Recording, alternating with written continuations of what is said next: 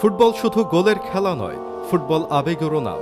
আর সেই আবেগের সবচেয়ে সুন্দর দৃশ্যটা দেখা গেল আজকের ম্যাচ শেষে।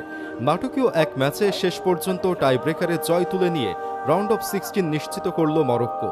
আর এই জয়ের সবচেয়ে বড় নায়ক ছিলেন ইসমাইল সাইবারি। দলের হয়ে শেষ এবং সবচেয়ে গুরুত্বপূর্ণ পেনাল্টিটি সফলভাবে চালে চড়িয়ে পুরো স্টেডিয়ামকে আনন্দে ভাসিয়ে দেন তিনি। কিন্তু ম্যাচ শেষ হওয়ার পর যা ঘটল সেটাই ছুঁয়ে গেল কোটি কোটি ফুটবল প্রেমীদের হৃদয়।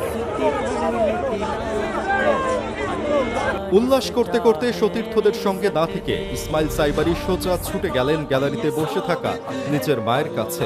ছেলেকে কাছে পেয়ে মা শক্ত করে জড়িয়ে ধরলেন। আনন্দ, গর্ব আর স্বস্তির কান্নায় ভেঙে পড়লেন তিনি। সেই মুহূর্তে যেন পৃথিবীর সব সাফল্য এক হয়ে গেল একজন মায়ের চোখের অশ্রুতে।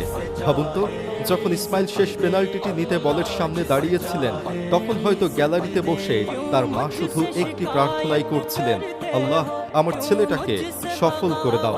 আর সেই প্রার্থনারই যেন সবচেয়ে সুন্দর উত্তর মিলল মাঠে। এই দৃশ্য আবারও মনে করিয়ে দিল, একজন খেলোয়াড় যত বড় তারকাই হন না কেন, দিনের শেষে সে একজন সন্তানেরই নাম। আর সন্তানের সবচেয়ে বড় বিজয় তখনই পূর্ণতা পায় যখন সেই আনন্দটা মায়ের সঙ্গে ভাগ করে নেওয়া যায়। এদিকে পুরো ম্যাচ জুড়েই ছিল রুদ্ধশ্বাস লড়াই। মরক্কো ও প্রতিপক্ষ দুই দলই একের পর এক আক্রমণে ম্যাচটিকে দারুণ জমিয়ে তোলে। শেষ পর্যন্ত টাই ব্রেকারের উত্তেজনা পেরিয়ে মরক্কো নিশ্চিত করে রাউন্ড অফ 16। তবে ম্যাচের সবচেয়ে স্মরণীয় মুহূর্ত হয়ে থাকবে কোনো গোল নয়, কোনো ট্রফিও নয়, বরং একজন ছেলের বিজয়ের পর মায়ের বুকে মাথা রেখে কান্নায় ভেঙে পড়া সেই আবেগঘন দৃশ্য।